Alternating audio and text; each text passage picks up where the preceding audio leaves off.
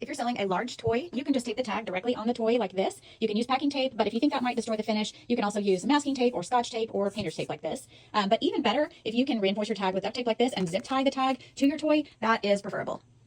For any toys that have a lot of small pieces like this Lego set here, the trick of the trade is to get the storage Ziploc bags that are the slider type and then take a zip tie and put it through and around to where this little slider cannot be opened. And then I would just make sure and put your tag on the inside. Here are tagging tips for DVDs, board games, and puzzles. For DVDs, I like to cut the card in half so it's smaller and does not block the wording. And then I just tape it on and make sure you also tape that case closed. For board games or puzzles that are in boxes, just tape the tag on and then also make sure to tape the box closed.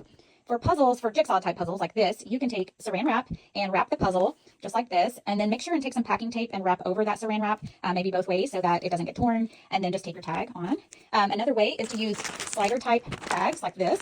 This is also great if you have a set of more than one that you're wanting to sell together. I just put the tag inside and I like to tape it to the bag so that it stays in place and doesn't get lost in with the puzzle. And then you'll take a little a zip tie and you'll run it through like that, and that will keep this slider from being able to be opened and keep all your pieces inside and keep them from getting lost. Okay, if you're tagging books, here are two ways. First of all, if you have a set that you're wanting to bring, you can use curling ribbon or string to connect the set like this. And then I like for books to cut my cards in half and then make sure to use scotch tape or masking tape or painter's tape that will easily peel off of these books once someone buys it. However, this is one item, the only item that we allow you to just put your barcode directly on the book and not make a full tag. And that's just if you have like lots of books and you are not wanting them returned to you if they don't sell and you're just wanting to get them quickly and easily priced, you can do this. But just keep in mind, you will not have the return option on any that you choose to do like this.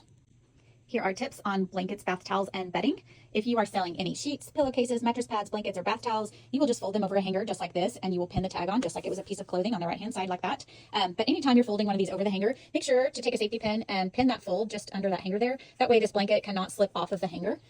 You could also use one large pin. In this case, I would definitely reinforce my tag with duct tape because it won't pull off easily. And then you can use that pin to tag the item as well as connecting it to the hanger all in one.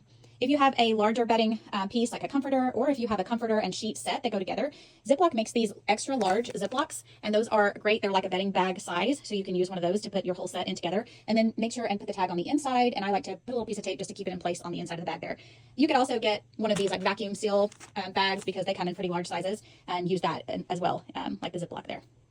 For tagging purses or backpacks, we recommend reinforcing your tag with duct tape and zip tying it to a zipper pull or any sort of handle. Tagging tips for hats and gloves.